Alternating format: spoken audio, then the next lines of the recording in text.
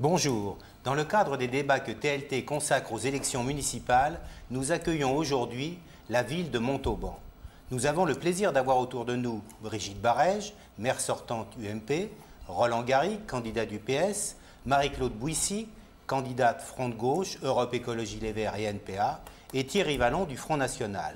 Tous vont avoir 1 heure pour débattre des questions de fiscalité, de logement social, de transport et de positionnement par rapport à la métropole toulousaine. Mais tout d'abord, Jean-Marc, un rapide portrait de la ville et de ses enjeux. Oui, Montauban, préfecture du Tarn-et-Garonne, 57 000 ou 58 000 habitants pour une aire urbaine de 102 000 habitants. Montauban est à 50 km de Toulouse, à 80 de Agen, un centre hospitalier, 3 cliniques privées. Selon le classement de l'Express qui reprend les 408 circonscriptions de la sécurité publique, la ville est classée 277e sur 408 au niveau des villes les plus sûres. Toulouse est classée 344e. Brigitte Barège brigue un 3e mandat. Montauban, un bastion UMP dans une région à dominante socialiste. Que se passera-t-il le 23 mars prochain? Nous le verrons ensemble, Emmanuel, et évidemment les électeurs aussi.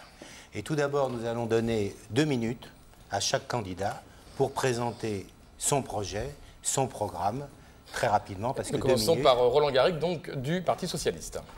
Merci de nous avoir invités à ce débat.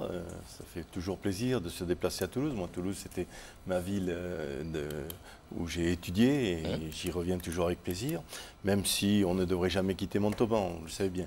Nous sommes à près d'1 mois du premier tour de la campagne de ces municipales. J'ai entendu dire par là qu'il y avait des guerriers, des guerrières. Une campagne électorale, ce n'est pas une guerre, c'est une confrontation d'idées, de convictions. Moi, je débat avec tout le monde et c'est pour ça qu'aujourd'hui, j'ai accepté volontiers de venir débattre. Où en sommes-nous?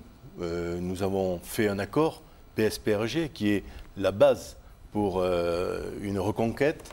Nous avons commencé la campagne dès le mois de novembre par des rencontres dans les cafés, des rencontres cafés citoyens.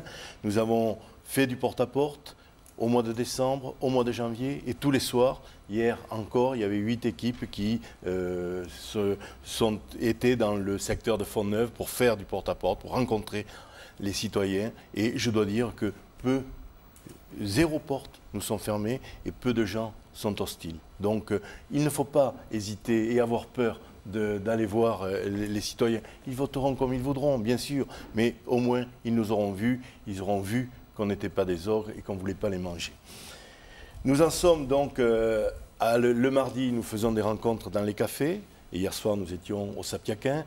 Demain, le jeudi, nous sommes dans les salles de fête de la ville. Et jeudi prochain, nous serons à Falguière, le 27 février. La semaine avant, nous étions à Fontneuve, ou nous serons à Fontneuve.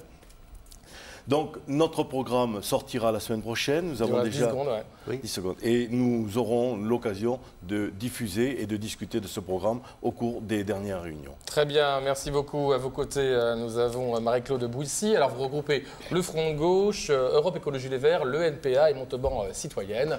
C'est à vous pour 2 minutes pour exposer les lignes fortes de votre programme. 2 minutes, 3 tendances, hein. Allez-y.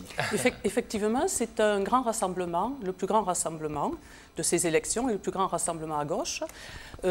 Effectivement, il faut recaser ces élections dans un contexte national qui est un contexte de crise économique, sociale, démocratique, écologique. Le gouvernement n'a pas tenu ses promesses de changement. Les politiques d'austérité qu'il met en œuvre après la droite aggravent la situation de millions de familles. Et face à cela, nous disons que les communes doivent être des lieux de résistance à ces politiques d'austérité. Au niveau local, il est urgent de mettre fin à la politique de Brigitte Barège sur la ville, de la droite et de l'UMP. Voilà. Une politique de prestige, loin des besoins réels de la population. Voilà la raison de notre engagement. Nous représentons la gauche qui ne renonce pas, qui ne capitule pas devant les marchés financiers. Une gauche qui propose une alternative aux politiques libérales. C'est le sens de notre rassemblement. Nous étions déjà présents en 2008 avec une liste citoyenne. Cette fois-ci, comme vous l'avez dit, nous avons élargi le rassemblement. Notre objectif est d'offrir aux Montalbanais une véritable alternative aux politiques d'austérité, mettre un vrai cap à gauche. Nos 3 axes sont la solidarité, la démocratie et la transition énergétique. Alors pourquoi la solidarité? Parce qu'il est urgent de protéger les populations contre les politiques d'austérité qui les frappent durement. Également, nous devons donner aux Montalbanais les outils pour une vraie démocratie participative, afin qu'ils se réapproprient la gestion de leur ville, qui leur a échappé pendant toutes ces années. Et nous souhaitons également mettre en œuvre de manière sérieuse la transition énergétique. Très bien, merci. Vous avez donc 10 secondes d'avance, même presque. Thierry Vialon du Front National, c'est à vous pour 2 minutes. Bonjour, merci de nous donner cette tribune pour pouvoir exprimer nos idées, notre programme. J'ai le plaisir de conduire une liste qui s'appelle Montauban-Bleu-Marine, qui, au-delà du Front National, est une liste d'union municipale sur laquelle nous accueillons des gens qui partagent certes nos idées, mais qui ne sont pas encartés au Front National. Nous voulons un vrai changement. Alors je suis bien d'accord avec le début du constat de Mme Bouissy sur la situation nationale qui va très mal, mais par contre pas sur ses solutions, puisqu'elle sera sans doute au second tour le supplétif de M. Garrigue. Nous voulons un vrai changement. Les axes forts de cette campagne seront tout d'abord de rendre la parole aux Montalbanais. Pour ceci, nous envisageons pour tous les grands sujets, et notamment les investissements à long terme qui dépasseront la mandature, de consulter les Montalbanais. Nous le ferons de manière assez régulière. Et puis ensuite, bien sûr, les grands thèmes que sont la sécurité, le fiscalisme, voilà, remettre un peu de l'ordre dans tout cela et ne pas engager la ville dans des dépenses qui iraient au-delà de sa capacité financière. Très bien, merci beaucoup. Et maintenant, la parole à Brigitte Barège. Vous êtes donc la maire sortante, c'est à vous. Oui, bien écoutez, à mon tour de me présenter, vous l'avez dit en commençant, je suis maire sortante, je brigue un 3e mandat, avec beaucoup de sérénité, beaucoup de confiance, forte, je crois, on peut le dire, d'un bilan réussi, que tout le monde reconnaît. Nous avons, je peux le dire, et je le dis au nom de tous qui m'ont accompagné sur ces 2 mandats, vraiment transformé la ville. Nous avons fait vraiment une deuxième ville, un vrai deuxième pôle économique de Midi-Pyrénées. Pour autant, ce n'est jamais terminé. C'est pour ça que je me présente. Plus que jamais, pour les raisons qui ont été exposées par mes prédécesseurs, nous sommes en période de crise économique très dure. Vous semble-t-il, François Hollande n'avait pas vu venir, mais que j'avais vécu en tant que députée. Et plus que jamais, je crois que la proximité doit être au cœur de nos politiques. Voilà pourquoi j'avais choisi comme slogan « Notre projet, c'est vous ». Et que mon bilan, comme mon projet, je le décline sous un triptyque qui avait été celui décliné par les maires de France lors de leur congrès national, protéger, rassembler, construire. Et c'est bien ça le rôle d'un maire aujourd'hui, au-delà des partis. Je sais, vous le savez, je suis UMP, j'ai rassemblé la famille du centre et de la droite autour de moi, mais pas que ça. Parce que dans une élection municipale, la différence d'élection nationale, où j'ai été députée pendant 2 mandats, dans une élection municipale, le but d'un maire, c'est de rassembler et d'essayer d'aller au-delà de son parti. Voilà pourquoi je reprendrai très facilement mon slogan de 2001, c'était « Mon parti, c'est Montauban ». Oui, je suis RPR, à l'époque c'était le RPR, mais mon parti, c'est Montauban. Et plus que jamais, j'ai envie de dire aujourd'hui, mon parti, ce sont les Montalbanais. Notre projet, c'est le vôtre. Parce que, comme l'a dit Mme Bouissy, les gens sont affligés de la politique menée au niveau national, de la crise économique qui les touche durement, et plus que jamais, il faut les protéger. Plus que jamais, il faut continuer à construire la ville, rassembler, dans un contexte compliqué, on en parlera tout à l'heure sur la fiscalité, puisque l'État a diminué considérablement les dotations données aux collectivités locales, dont les communes. L'année dernière, pour le budget de Montauban, qui est de l'ordre de 100 millions d'euros, c'est moins 1 million d'euros que nous avons eu l'année dernière. J'en parlerai tout à l'heure sur la fiscalité. Merci à tous les 4 pour cette présentation de vos idées fortes. Emmanuel, la parole est à vous. Madame Barège, avant d'aborder les thèmes dont j'ai fait état à l'instant à l'antenne, il y a un élément qui est venu s'immiscer dans votre campagne, c'est, on peut appeler ça la plainte, en tout cas le témoignage de Madame Rabault, députée PS, relayé par un journal de façon tout à fait publique et assumée, la Dépêche, sur le fait que vous auriez employé de façon fictive ou pas Monsieur Fourmand, votre ancien directeur de campagne, et qu'il s'agirait et que vous seriez livré à un détournement de fonds publics. Cette affaire, évidemment, est dans les mains, pour le moment, n'a pas donné lieu à une information judiciaire, mais elle est dans les mains du SRPJ.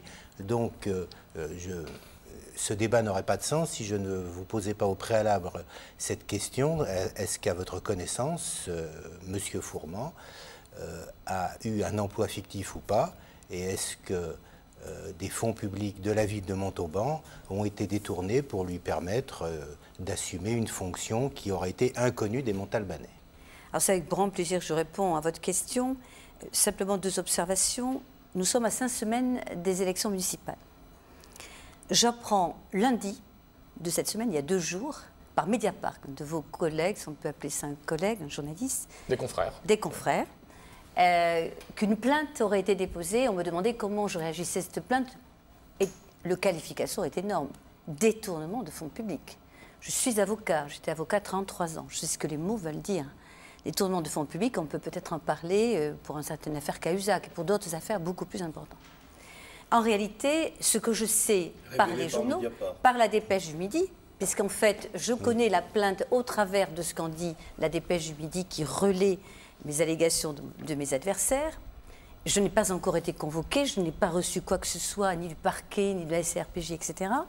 Ce que je crois savoir, c'est que ce litige qui a été porté à la connaissance du procureur de la République par 2 colistiers de Roland Garrigue, la députée Mme Rabault, qui est numéro 2 socialiste, et M. Mouchard, qui est, je ne sais pas, 10 ou 15e socialiste, très inquiets du sort de la République, qui sont allés porter cet dossier en main propre, même le procureur, il y a des affaires très très graves qui arrivent. Le fond du dossier, ce que j'en sais toujours pareil par la dépêche, c'est apparemment les suites d'un litige prud'homal qui est en cours à l'égard de cette personne que vous avez citée, qui a été employée par la ville pendant 1 an, qui est toujours employée par la ville, puisque j'avais entamé en décembre une procédure disciplinaire à son encontre, je ne dirai pas pourquoi, mais pour des choses très graves, qu'il a interrompu cette procédure disciplinaire en déposant un arrêt maladie délivré par un psychiatre. J'ai donc suspendu la procédure disciplinaire. Je m'attendais que tout cela éclate déjà en décembre. Comme par hasard, on attend 5 semaines des élections municipales, parce qu'on sait très bien que quels que soient les résultats de l'enquête, qui durera 1 an, 1 an et demi, de toute façon, ce ne sera pas avant les élections municipales. Et plus on se rapproche, évidemment, des scrutins électoraux, et plus on rend difficile les choses me concernant. On allait dans des supputations, des allégations, des diffamations. Je saurai, en temps opportun, quand l'affaire sera classée, me retourner contre les co-auteurs de cette affaire incroyable. Voilà quelqu'un qui va vous dire, au fond, qu'il est complice lui-même d'un détournement de fonds publics dont il aurait bénéficié. Donc ce que je peux vous dire aujourd'hui, c'est que tout ça n'est pas sérieux. Tout ça n'est pas sérieux. Tout le monde comprend bien que c'est un véritable stratagème politique qui apparemment est finalement assez courant actuellement dans les périodes électorales. J'ai vu que le maire de Tarbes a eu le même sort et toutes mes sympathies lui va. Gérard Trémage m'a appelé tout à l'heure. La même chose a été diligentée il y a quelques semaines à l'égard d'un autre maire UMP, Marie Joissin, une amie aussi, maire UMP. Comme par hasard, la justice ne se déclenche qu'à l'égard des maires UMP en période municipale. Bon, je suis très sereine, je veux dire, je suis avocat. Mon combat a toujours été celui de l'éthique. Quand j'étais avocat, de la lutte contre la corruption, je m'étais engagée auprès du juge Jean-Pierre, à l'époque noire des années 90, où la gauche était au pouvoir et tous les scandales politico-financiers éclataient partout. Mon combat a toujours été celui-là, et vous comprenez bien que je suis absolument tranquille sur l'issue de cette procédure. Cette personne est un employé de mairie, c'est vrai. Il était au service de la communication, c'est vrai. Il travaillait pour la communication de la commune, c'est vrai. Et je ne vois pas là d'emploi fictif. Je ne vois pas d'autres qualifications. Nous aurons l'occasion de nous en expliquer. Et d'ailleurs, dans quelques jours, vous savez, j'étais un peu prise de court. Tout ça avait été orchestré il y a déjà un petit moment, puisque M. Fourmont était en arrêt maladie depuis décembre. Je comprends bien. Pardonnez-moi juste. Mais je dirais, dans quelques jours, je m'amuserai à publier quelques mails de ce monsieur qui vous éclaireront sur le personnage. Non, mais qui ont déjà été, certains ont déjà été publiés par la dépêche. Non, c'est le sien qui l'a donné. J'en ai d'autres plus intéressants. Mais juste avant d'aller, parce que des questions de fond nous intéressent aussi. Oui, bien sûr, on va pas. La seule chose, c'est que quand on dit aussi détournement de fonds publics, cela sous-entend que cet employé aurait sa mission aurait consisté à travailler pour autre chose, pour les besoins du maire plutôt que pour la mairie. C'est tout ce que je veux dire pour les téléspectateurs. Donc, et je démontrerai le contraire sans aucun problème. Avançons sur la fiscalité ou continuons avec les réponses? On peut quand même réagir.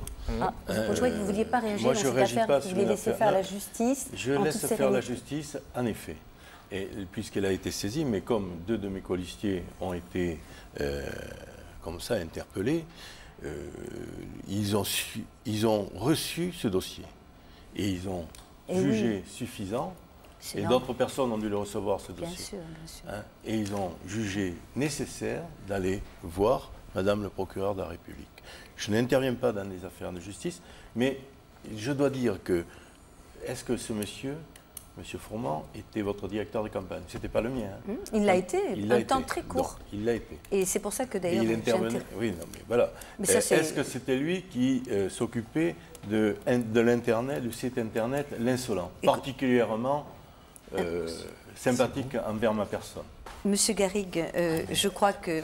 Donc, voilà ce que je voulais dire. Et arrêtez la victimisation. Non, la victimisation, je vais vous amuser, juste un mot. Hier, j'ai des réunions publiques toutes les semaines. Tous ces temps sont décomptés d'émissions. Qui sème la tempête récolte l'ouragan. Oui, mais ne vous inquiétez pas, du côté de Tsunami, Miyadi, comme elle l'a promis, j'y suis. Juste un mot. Oui. Hier, ma maman habite dans le Tarn. Je suis originaire du Tarn, même si je suis née à Toulouse. Elle est venue pour une de mes réunions de campagne, j'en fais toutes les semaines. Il s'avère que c'était hier. Je me suis dit, mon Dieu, maman, elle va s'affoler. Grand titre dans les journaux, Brigitte Barège, responsable des détournements de fonds publics. Alors j'ai pensé, et j'ai commencé ma réunion d'hier soir de la façon suivante. Vous me souvenez d'une phrase de Jacques Séguéla, et vous vous souvenez le publiciste qui disait « Ne dites pas à ma mère que je suis dans la publicité, elle croit que je suis pianiste dans un bordel ». Et j'ai donc commencé en disant « Ne dites pas à ma mère que je détourne des fonds publics, elle croit que je suis maire de Montauban ». Donc je voudrais rassurer le Montalbanais, je suis bien maire de Montauban, j'affronte cette tempête médiatique avec beaucoup de sérénité, beaucoup de tranquillité, la justice fera son œuvre, j'ai entièrement confiance à la justice. Je dis simplement que c'est un peu curieux que ça coïncide avec le calendrier électoral, mais je crois que les électeurs n'en sont pas durs. Il faut que nous parlions de fiscalité maintenant. Allô maman, bobo. Emmanuel. Oui, mais vous savez, il faut penser aux familles dans ces cas-là. Moi je suis dure et forte, je résiste, mais les familles sont toujours touchées. Donc on en reste là sur la contestation réciproque PSUMP. La justice tranchera. Effectivement, le problème, comme vous l'avez souligné, c'est que nous traversons tous, et personne ne le contestera, une crise économique. Donc partant de là, celui qui exercera les mandats de maire de Montauban aura évidemment responsabilité le budget de la ville. Ce budget dépendra étroitement de la fiscalité locale comme nationale. Est-ce que, d'une part, vous vous engagez à la maîtriser, et de l'autre, est-ce qu'elle vous donnera les moyens de développer votre politique? Monsieur Garrigue. Je m'engage à ne pas monter les impôts. Madame Barège s'était engagée à ne pas monter les impôts, et il se trouve que mon frère, dont le fils est sur la liste de Madame Barège, m'a apporté hier le détail du calcul des cotisations de ces taxes foncières. Et entre 2010 et 2011, je m'aperçois que pour la commune, il y a une augmentation de 218% pour les propriétés non bâties. Pour l'intercommunalité, 355,93%. C'est une feuille d'impôt authentique. Chemin de Bordeneuve, Madame Barège, vous connaissez. C'est votre et adresse. 102% pour la taxe des ordures ménagères. Donc, je m'engage à ne pas monter les impôts. Je m'engage à voir, après un audit, la façon dont on pourra économiser. Économiser sur la communication, économiser sur des dépenses inutiles. Et puis, rechercher des partenariats. Ne pas tourner le dos au département, ne pas tourner le dos à la région. Et essayer, entre avril et octobre, nous aurons à écrire le prochain contrat État-région. Il faudra s'y mettre, s'y atteler et rechercher des partenariats aussi de ce côté-là. Marie-Claude Boussy, vous avez la même analyse ou pas du tout? Oui, alors moi, effectivement, d'abord, ce que je voudrais dire, c'est que, contrairement à ce qu'elle dit, Mme Barège n'a pas du tout désendetté la ville. La dette de la ville, aujourd'hui, est de 66,8 millions d'euros, soit 11,51 € par habitant, de dette par habitant. Pour l'agglomération, 71,4 millions d'euros, soit 1 000 € par habitant. Dette cumulée ville et agglo, 138 millions, soit 2 155 € par habitant. En 2001, la dette cumulée ville et agglomération était de 81 millions d'euros, soit 1 460 € par habitant. Donc on voit cette dette a presque doublé. Voilà. Malgré la privatisation des services publics, quand on délègue les services publics au privé, cela entraîne moins de charges en personnel pour la ville, entre autres. Voilà. Malgré la vente du patrimoine, malgré un partenariat public-privé pour la construction d'un centre aquatique. Nous, ce que nous disons, c'est que ça n'est pas très sérieux. Bon, déjà, il faudrait que Mme Barège mette à jour son site, parce que son site de campagne en est encore au chiffre de 2013 de la dette. On est quand même en 2014 et le budget 2014 a été voté. Donc, il faudrait qu'elle mette à jour son site. Et puis, il y a un certain nombre aussi de choses qui montrent que la gestion de Mme Barège, pendant toutes ces années, n'a pas été une gestion de rigueur. La plupart des grandes réalisations ont eu un surcoût. Le parking Griffoul, place des Fontaines, voté à 7 millions d'euros, en a coûté 11. La place des Fontaines, estimée à 2 millions d'euros, en a coûté 10. La médiathèque, annoncée à 7, en a coûté 13. Les tribunes de Nasapiac, annoncées à 3, en ont coûté 5. Rien que sur ces 4 opérations, 20 millions d'euros auraient pu être économisés. Voilà. Alors nous, ce à quoi nous engageons, c'est à davantage de rigueur dans la gestion des finances publiques. Également, il y a un certain nombre de dépenses annuelles inscrites au budget. Services extérieurs, près de 6 millions d'euros. Autres frais divers, 2,5 millions. Donc, nous proposons une diminution de ces dépenses, plutôt dépenses somptuaires. Est-ce que Thierry Vialon du Front National, vous avez la même analyse pour la fiscalité? Oui, il faut dire que Mme Barège, comme tous les maires en exercice actuellement, s'est livré un petit tour de passe-passe, d'ailleurs maire qu'il soit de droite ou de gauche, hein, c'est-à-dire de ne pas forcément augmenter la dette de la commune, mais par contre d'augmenter celle de la communauté d'agglo. Toutes les communautés de communes, les communautés d'agglo servent à masquer justement les dépenses en constante augmentation et les dettes consécutives à ces augmentations de dépenses. Nous, ce que nous préconisons, c'est non seulement de ne pas augmenter les impôts, mais de les baisser. Il est intolérable, insupportable pour nos concitoyens d'être matraqués, alors à tous les niveaux, à tous les étages de la fiscalité. Et ceci, je dois dire, pour des réalisations quelque peu somptuaires. Alors on a certes une piscine dont Mme Barège vous expliquera qu'elle est la 5e de France de par sa taille.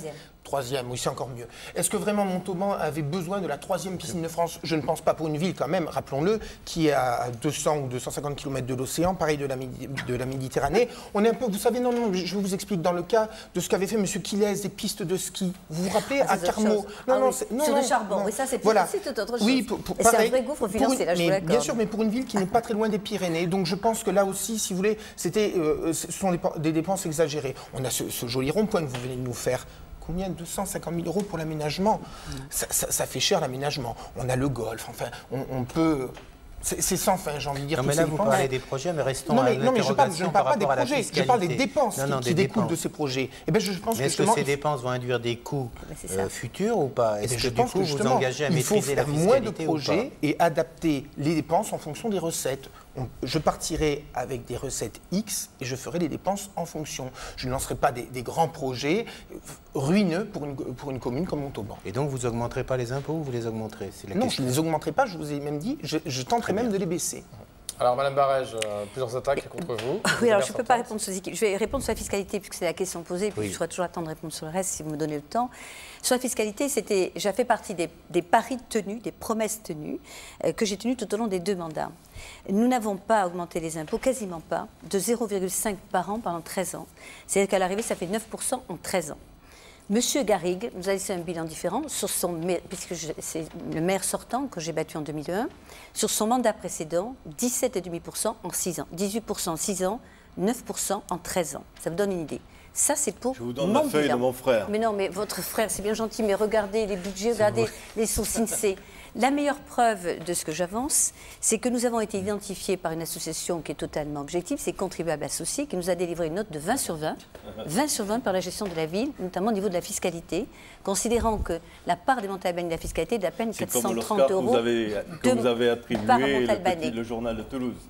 Si vous voulez bien me laisser parler, je ne vous ai pas interrompu, je crois que ça vous ennuie, bien sûr.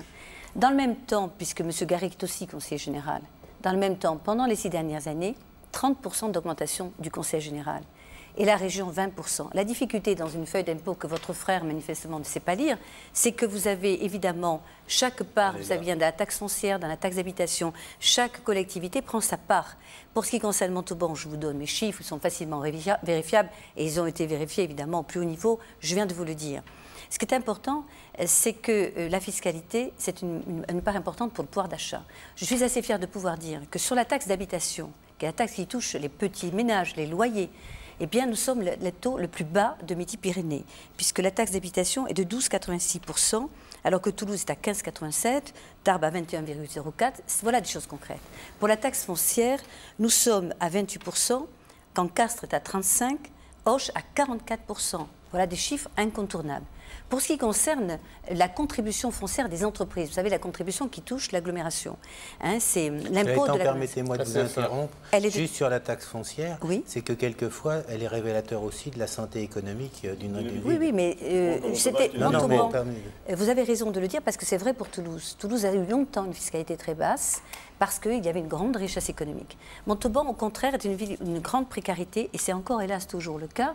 Et c'est une des raisons pour lesquelles nous avons été éligibles à la loi SRU, et nous avons été éligibles aussi au projet ENRU de rénovation urbaine. Nous parlerons tout à l'heure sur le logement social. Donc, je dois dire que ce potentiel fiscal est important. Sur la contribution économique, celle qui attire les entreprises, nous avons essayé de maintenir là aussi une contribution très raisonnable, puisqu'elle est de 32,56% à Montauban, quand elle est à beaucoup d'autres niveaux plus élevés, donc sur les autres, on va dire, agglomérations de la région. Tout ça, c'est important parce que la fiscalité, je m'y engage. Je m'engage à ne pas augmenter les impôts, comme j'ai toujours fait. Hein, je n'ai même pas suivi le taux d'inflation, parce que pendant le temps où je vous disais que j'ai augmenté de 0,5% par an, dans le même temps, l'inflation augmentait de 2% par an. Donc, d'une certaine manière, je réduisais finalement la fiscalité. Je m'engage pour les 6 ans à venir de la même manière. J'ai déjà bâti d'ailleurs mon budget 2014 sans augmentation des impôts, comme je l'ai toujours fait. La difficulté, je voudrais quand même en dire un mot, c'est que l'État va diminuer ses dotations. Les ressources d'une commune, c'est d'une part les taxes des ménages, taxes d'habitation, taxes foncières, mais c'est aussi les dotations de l'État. L'année dernière, l'État nous a réduit de 1 million d'euros, c'est quand même important, sur 96 millions, et cette année, c'est 1,5 million. Entre l'argent qu'on reçoit en moins et les taxations, les dotations, la TVA qui a augmenté, qui nous touchent, nous aussi, les collectivités comme les ménages. Donc je plains beaucoup les maires qui n'ont pas eu comme nous des outils de gestion efficaces, efficients. J'ai déjà travaillé, moi, sur les 6 ans à venir, avec des cabinets spécialisés. Madame Barège. Pour faire en sorte de pouvoir maintenir et remplir mes promesses. Nous faisons une pause, Emmanuel. Fin de la première partie avec évidemment les engagements. On reviendra tout à l'heure sur les thèmes, n'hésitez pas, sur la seconde partie, vous pourrez répondre. Oui. On se retrouve.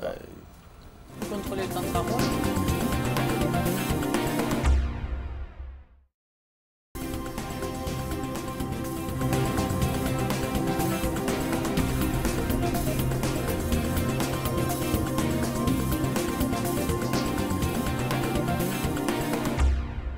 Seconde partie sur les municipales de Montauban. Toujours avec nous les 4 candidats qui se présentent sur cette ville pour le 23 mars, premier tour. Roland Garrigue pour le Parti socialiste. Qu'en est-il du logement à Montauban, du logement social? Y a-t-il plus de propriétaires que de locataires à Montauban? Est-il difficile de se loger à Montauban? Il n'est pas difficile de se loger à Montauban, mais on constate plusieurs déséquilibres et une organisation qui n'est pas parfaite.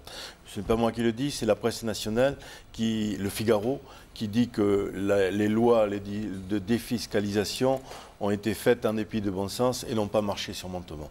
Nous sommes sous la loi SRU dont on parlait et Montauban n'a pas atteint son quota de logements sociaux. Et puis je dois dénoncer une chose, c'est que la ville de Montauban ne s'est pas occupée du travail avec les organismes montalbanais, en particulier Tarn-et-Garonne Habitat.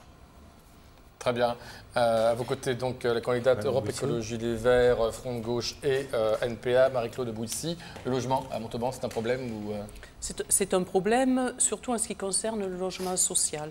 Je crois que le rôle d'une ville, c'est de permettre à chacun d'avoir accès à un logement correct, décent, quels que soient ses revenus. Et à Montauban, on est loin du compte. Il y a actuellement 15% de logements sociaux. Nous devons tendre vers les 20 à l'horizon 2020 et ensuite vers les 25. Donc, il y a urgence à construire des logements sociaux. La politique de Mme Barège a été de démolir certaines zones comme les Chaumes.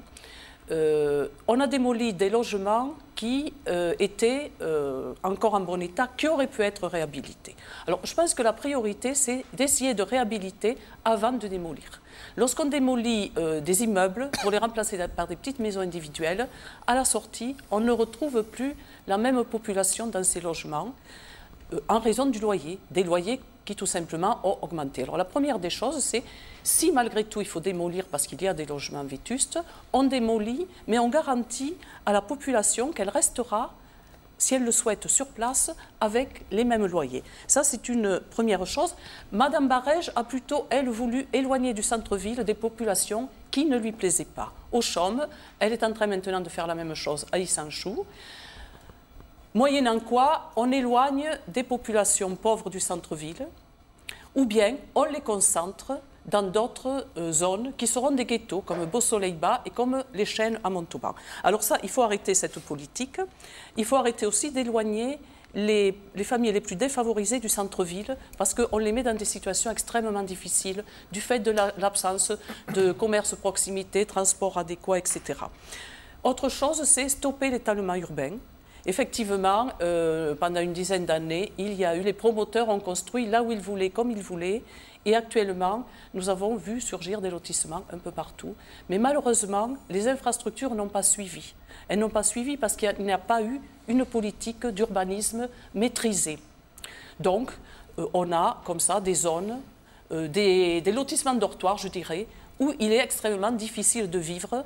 Et tout cela n'est pas dans l'intérêt des populations. Donc nous disons qu'il faut revoir le PLU, arrêter l'étalement urbain, doter ces zones urbaines nouvelles des équipements nécessaires en maisons de quartier, écoles, crèches, espaces de sport, etc., pour permettre une vie correcte à ces personnes. Et puis construire, bien sûr, des logements sociaux d'urgence. Favoriser l'éco-construction. Thierry Vialon, votre projet pour le logement à Montauban? Oui, alors, le logement est un problème à Montauban, comme il est d'ailleurs dans beaucoup de villes en France. Hein, ce n'est pas spécifique à Montauban. 2 points là-dessus. Nous, tout d'abord, nous sommes pour la priorité nationale. C'est le maire qui attribue les logements sociaux. Nous sommes pour la priorité nationale. Je sais, vous allez me dire, mais c'est illégal. Ça le sera, rassurez-vous, en 2017, quand Marine Le Pen sera présidente de la République. Illégal ou légal? Pardon? Ce sera quoi en 2017? Ça sera possible. Légal, vous dites? Oui, légal, de réserver les logements en priorité aux Français. Il me semble que c'est normal. D'autres pays le font. Je ne vois pas pourquoi on ne pourrait pas le faire. Arrêtez, madame, oui, si vous êtes grotesque, arrêtez. D'autre part... Vous rêvez, vous? Ah ben, il faut. Quand on fait de la politique, il faut rêver. Si on ne reste pas un peu pour porter ses projets... Vous savez quand même que notre pays s'est construit sur des vagues d'immigration successives, oui, monsieur. Sûr, ça madame. ne vous a pas échappé. Ah non, bien sûr, avec des gens qui sont venus pour construire un pays, comme vous le dites. Pas pour profiter des avantages sociaux. Non, mais voilà. Juste un point d'information, c'est que la question n'est pas d'être d'accord ou pas d'accord. Comme vous le savez, il y a eu les accords de Schengen qui favorisent la libre circulation. Mais vous savez qu'on reviendrait sur les accords de Schengen. C'est juste sur un plan totalement pratique par rapport, par exemple, à Toulouse, où nous vous accueillons. C'est comme vous le savez, il y a une grande société qui s'appelle Airbus et qui engage des personnels qui viennent de diverses nationalités, espagnoles, allemandes. Si ce cas se présentait... Oui, je ne pense pas que les employés d'Airbus soient éligibles aux logements sociaux de Montauban. Certains peuvent l'être. Oui, enfin, dans une infime mesure. Hein. D'autre part, pour le logement social, oui, je pense qu'effectivement, il faut continuer à en construire. Mais bon, je pense qu'il y en a déjà une proportion assez forte à Montauban, parce qu'on est dans les 15%. Effectivement, c'est une ville qui, en ce domaine, n'est pas la traîne. Donc... Madame Barrage, vous avez été attaquée. Est-ce que vous chassez les pauvres du centre-ville? Est-ce que vous faites ce qu'on appelle la gentrification de Montauban? Si vous voulez bien, je vais prendre le dossier. Vous m'avez posé la question du logement social. Je vais rétablir rapidement, puisque j'ai du temps de parole en avance, quelques contre-vérités. Monsieur Garrigue ne connaît pas le taux exigé par la loi pour la loi SRU pour les logements sociaux. J'ai dit tout à l'heure que Montauban était une ville pauvre. Hélas, oui, elle a beaucoup de précarité, comme le département de Tarn-et-Garonne, qui est le plus pauvre de toute la région. Et nous le subissons aussi, puisque la ville-centre concentre la précarité. À ce titre-là, la loi SRU a accordé un quota à 15% de logements sociaux, compte tenu du potentiel fiscal. C'est des règles que je n'ai pas inventées, c'est la loi Chevènement. Nous sommes à 15,07. Dans mes 12 ans de mandat, j'ai créé plus de 24% de plus de logements sociaux par rapport à l'époque de M. Garrigue, en droit commun. Mais en plus de cela, j'ai reconstruit 848 logements sociaux au titre de l'ANRU, l'Agence nationale de rénovation urbaine, dans le cadre de réhabilitation, vous savez, de ces grands ensembles urbains, grâce à Borloo, qui a permis que Montauban soit éligible. Nous avons pu démolir des bâtiments où plus personne ne voulait aller, qui étaient complètement obsolètes, qui remontaient aux années 60, où les vitres étaient cassées, les installations ne marchaient pas, n'étaient pas aux normes dont on parlait d'éco-énergie. Enfin bref, il était temps de réhabiliter tout ça, donc on a préféré démolir un accord avec l'agence de rénovation urbaine et nous avons créé, donc je vous le dis, un chiffre de 808 logements sociaux qui est important pour Montauban, en plus des quotas réservataires dont je parlais tout à l'heure, où nous sommes largement au-dessus de la norme. La meilleure preuve que nous sommes bien au-delà de ce que nous devions faire, c'est que nous avons à 2 reprises été primés par la Fondation de l'Abbé Pierre en 2008 et en 2010 comme leader des villes moyennes pour la construction des logements sociaux. Voilà ce qu'il en est des logements sociaux. Je suis très fière d'avoir été un maire UMP qui a pu rattraper tout le retard qu'avait accumulé notamment M. Roland Garrigue. Alors après, sur la ghettoisation et sur la ghettoisation dont parle Mme Bouissy, ce que vous me dites, la gentrisation, ce que vous voulez, c'est tout le contraire. Pourquoi c'était quand même incroyable que moi, je porte des valeurs de gauche. Qu'est-ce que disent... C'est bien connu, c'est bien connu. Oui, mais j'en suis fière parce que la mixité sociale, je la revendique. La mixité sociale que vous dénoncez, Mme Bouissy, je la revendique. Oui. Sur les 800, permettez-moi de m'exprimer, je ne vous ai pas coupé. Sur les 800 logements qu'on a détruits au titre de l'ANRU, effectivement, nous avons choisi avec le ministère du Logement Social d'en reconstruire la moitié sur place et de disséminer le reste sur l'ensemble des quartiers de la ville. C'est comme ça que je conçois un bon équilibre social du logement. Monsieur Garrigue, Mme Barège vous a mis en cause sur la gestion du logement social. C'est 47 millions d'euros. La société... Non, mais sur les 47 millions d'euros concernant le logement social, la Tarn-et-Garonne Habitat en a dépensé, mais il en a profité. 36 millions. Alors, M. Garrigue a sur sa liste M. José Gonzalez, il faut décrypter pour les Toulousains, qui est le président d'un office HLM départemental, qui dépend du Conseil général, qui a été 3 fois fait l'objet d'une procédure à la limite du dépôt de bilan, qui s'appelle Tarn. Et grâce à l'ANRU, M. Gonzalez a pu refaire tous ces bâtiments obsolètes de la Cité des Chaumes. Et je crois qu'il peut m'en remercier, parce que non content de lui démolir et de reconstruire, on lui a remboursé tous les emprunts en cours sur les logements anciens. Il ferait mieux de s'occuper d'autres cités qui sont en mauvais état. Je vais devoir vous couper parce que le temps qui vous est imparti, vous ne pourrez plus en profiter pour aborder d'autres débats. Par exemple, sur les transports. Vous vouliez ajouter quelque chose sur simplement dire que la Fondation de l'Abbé Pierre n'a pas pris en compte les démolitions. Nous l'avions interpellé parce qu'effectivement, ce classement, ce qui avait été dit par cette fondation nous avait choqués. Et effectivement, nous leur avons écrit, nous ont répondu qu'ils n'avaient pas pris en compte effectivement les démolitions. Donc effectivement, ne prenant en compte que les reconstructions, effectivement, c'était assez élogieux. Ah oui, oui, ils m'ont accordé le label en 2008, ils ont recommencé en 2010, malgré les lettres de Mme Bouissy qui n'était pas d'accord avec leurs chiffres. Je constate que quand il y a des organismes agréés nationaux qui labellisent et qui priment Montauban, ça ne paraît pas satisfaire mes concurrents. Je comprends bien, d'ailleurs. Je comprends bien. C'est bonne guerre. Vous voulez dire quelque chose d'autre, monsieur, sur le logement politique de l'année que vous a décerné le journal toulousain? Comme vous savez, l'autre préoccupation pour la plupart des citoyens, ça concerne, après le logement, le transport. Donc, on aurait aimé savoir, Jean-Marc, effectivement, il y a le transport intramuros et le transport, évidemment, à l'extérieur. Alors, peut-être intramuros, faut-il, oui ou non, une gratuité des transports en commun à Montauban? Faut-il, oui ou non, plus de places de parking? Qui doit payer le parking? Est-ce qu'il faut municipaliser les parkings, oui ou non? On va commencer par Roland Garrigue, si vous voulez bien. Ah bon, je croyais qu'il y avait une distribution de la parole. C'est le même, le temps est le même. Je vous écoute. Transport ou parking? Transport globalement, en fait. Transport intramuros, puis après, évidemment. Ce qui incombe la question des parkings. Alors, le transport, bon, je m'engage à rétablir la ligne E du transport. Le transport, et je m'engage aussi à revoir les déplacements.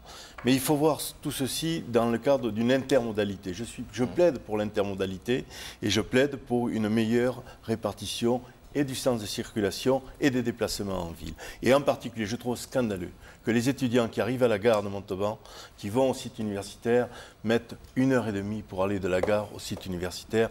C'est pas normal. Donc, facilitons le transport, c'est pour faciliter les déplacements et de façon à éviter de prendre la voiture pour qu'un maximum de personnes prennent les transports en commun. Je m'engage à faciliter, à fluidifier les transports en commun de Montauban. Et d'autre part, il faudra réfléchir rapidement pour voir si la deuxième ville de Midi-Pyrénées, quand même, qui doit avoir des ambitions, ne devrait pas avoir une ligne de tramway. D'accord. Tramway pour vous. Madame Bouissy. Madame Bouissy. Je pense qu'on ne peut pas sérieusement parler de transition énergétique si on ne fait rien pour limiter la production de gaz à effet de serre sur la ville. Effectivement, la ville est envahie par les véhicules, et cela du fait de l'absence de transports en commun performants et répondant aux besoins de la population. Il y a certes des bus, mais le nombre de lignes a été considérablement diminué ces 10 dernières années. Il y a une remodification de ces lignes, mais on constate aujourd'hui qu'elles ne correspondent pas aux besoins. Des quartiers entiers ne voient jamais passer un bus. La ligne E a été supprimée. Nous, ce que nous disons, c'est qu'un service public de bus doit mettre tout le monde à égalité sur un territoire où que les personnes habitent. La question de rentabilité ne peut pas entrer en ligne de compte. Donc nous, ce que nous proposons, c'est de revoir complètement les besoins en matière de circulation des bus, revoir la desserte, mais revoir les cadencements. Il faut absolument un cadencement à 20 minutes. En dessous d'un cadencement à 20 minutes, les gens prennent la voiture et ne prennent pas le bus. Il faut que les bus deviennent une vraie alternative à la voiture. Pour cela, nous proposons la gratuité. D'autres villes l'ont fait, Châteauroux, Aubagne, etc. Ça marche très bien, à condition bien sûr qu'il y ait un travail qui soit fait avec la population au préalable pour bien expliquer l'enjeu et pour être sûr qu'on a un service qui correspond aux besoins. Donc gratuité des bus, des navettes également, en plus de cela, des navettes gratuites qui, à partir de parkings périphériques du centre-ville, certains existent déjà, il faut les développer, amènent les personnes en centre-ville de manière à redynamiser le centre-ville. Et également, parce que nous avons le gros problème des parkings donnés au privé, actuellement gérés par la société hollandaise Q-Park.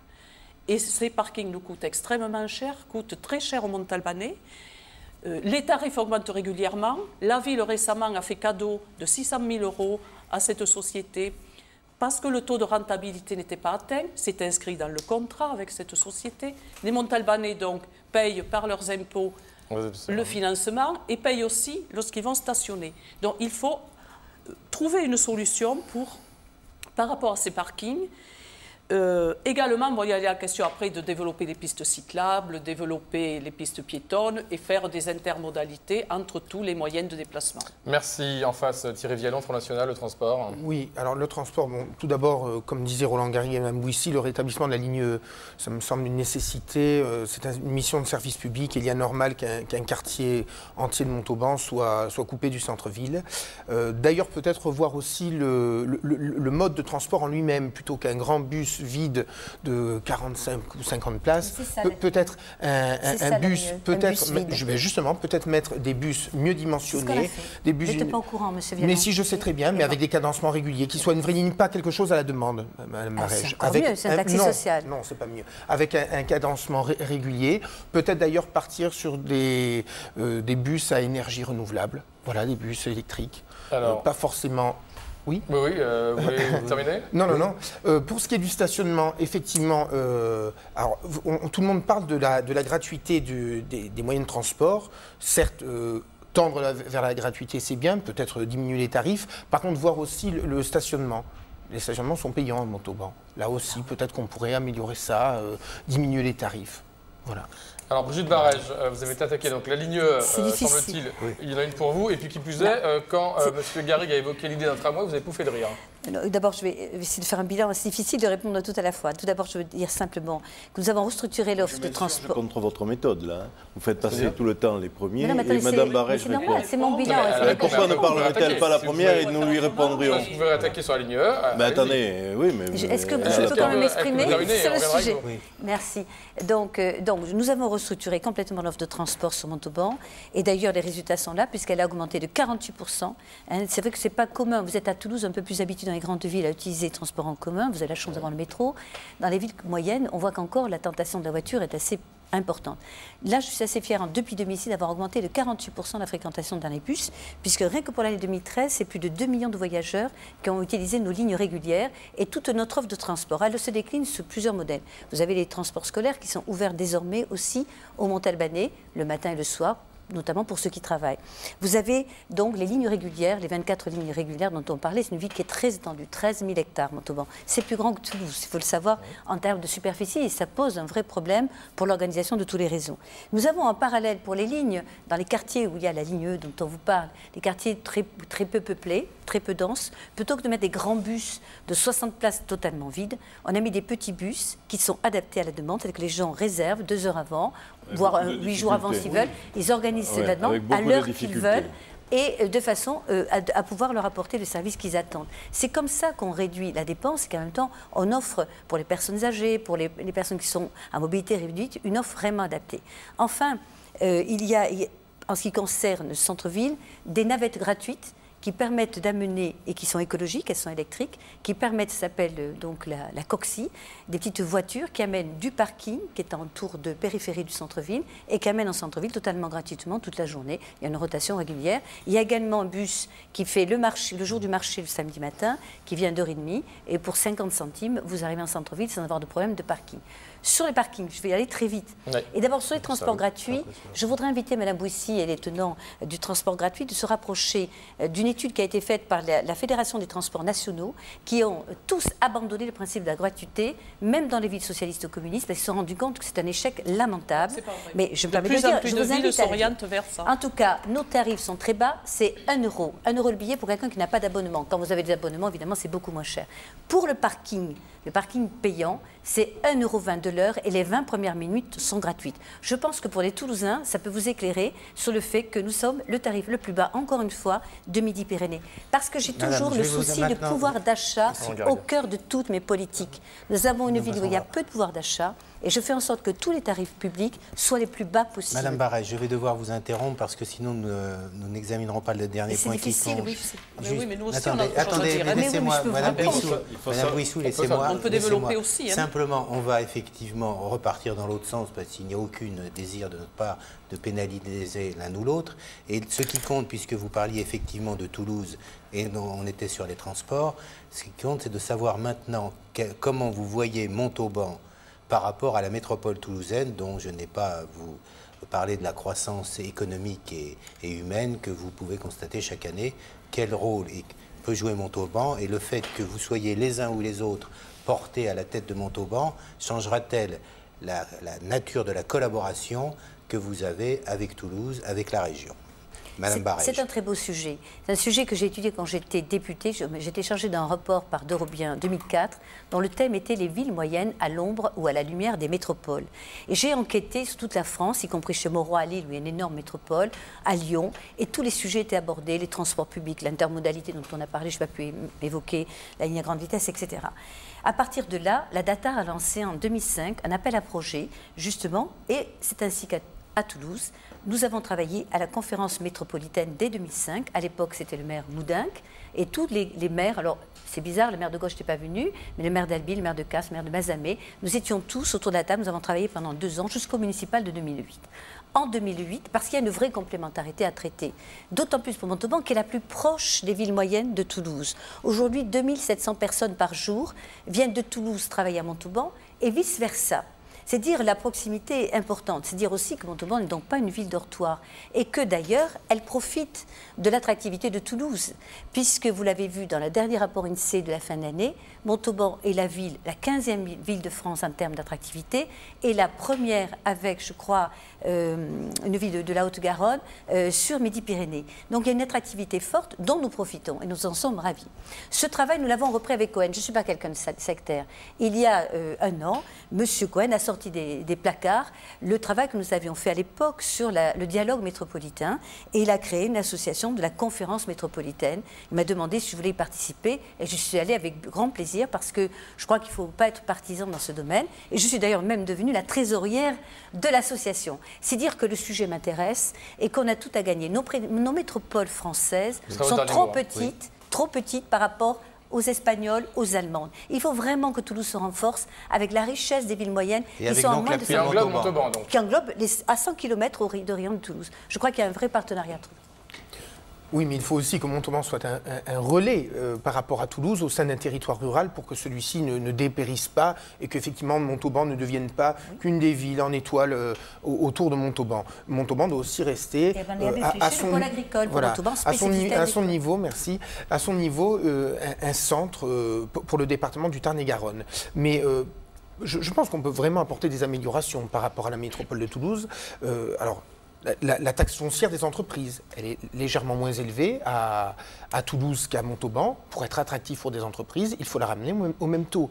Et pas simplement se contenter de... Nous sommes les plus bas.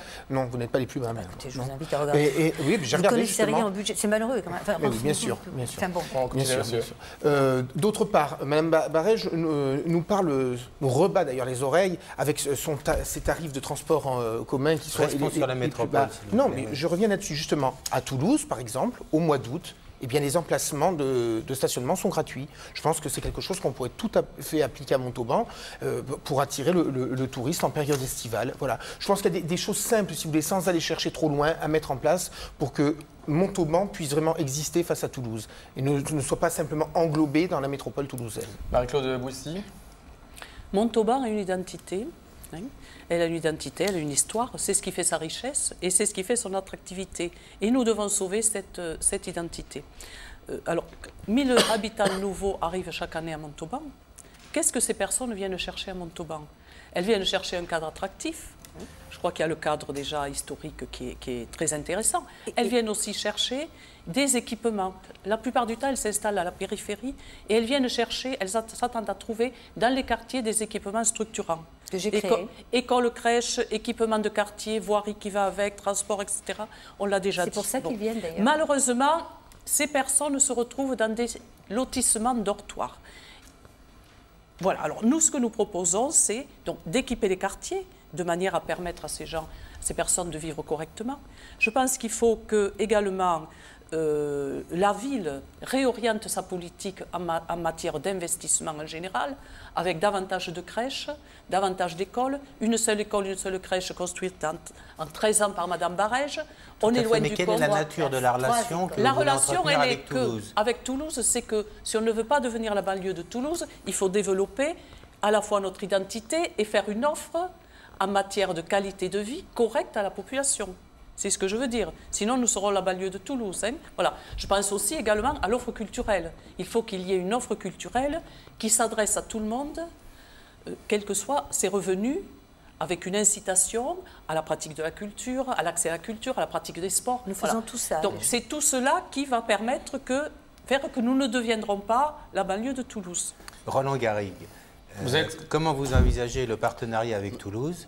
Et Madame comme vous le Barège a constatez- tout Vous concluez cette fois-ci en Madame plus. soyez Barège a content. tout fait, donc la conclusion s'impose C'est à vous. de soi-même. 4 minutes pour vous. Moi, je ne veux pas que Montauban soit le troisième M, après le Mirail et les Minimes, le troisième M de la ville de Toulouse. Montauban a, comme le disait ma voisine, une identité très forte.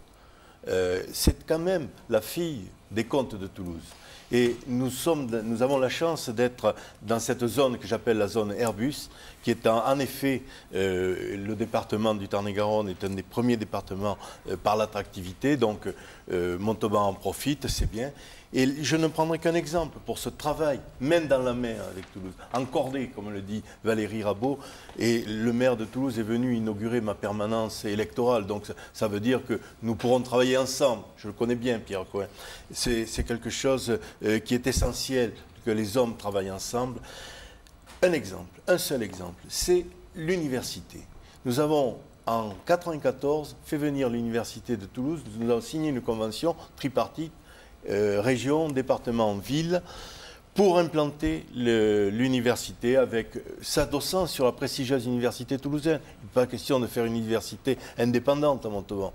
Et ça marche plutôt bien, puisque nous avons eu un développement dans ce site universitaire. Madame Barège, qui prétend faire partie de cet espace communautaire et même de métropolisation, n'est pas intervenue sur la construction du département art appliqué, design, qui est quelque chose qui est l'équivalent d'une grande école. Chaque élève qui sont là, qui sont très... C'est pas vrai. En 2002, il était question qu'ils repartent au Mirail parce que j'ai trouvé des locaux municipaux pour les héberger. Ils ont pu rester. Demandez au président de l'université ce qu'il en passe. Il m'en a une reconnaissance. On parle d'université décalée de Montauban. Une fois de plus, vous êtes prise en flagrant délit de mensonge.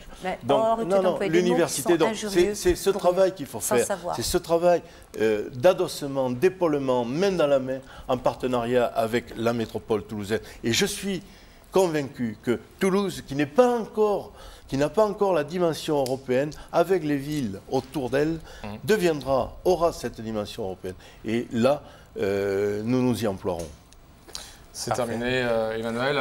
Eh ben, je vous remercie effectivement d'avoir participé à ce débat. Et Jean-Marc, je crois que nous pouvons inviter les deux qui seront finalistes. Les 2 ou 3 filières triangulaires sur ce même plateau. Ou quadrangulaires, ça peut exister aussi.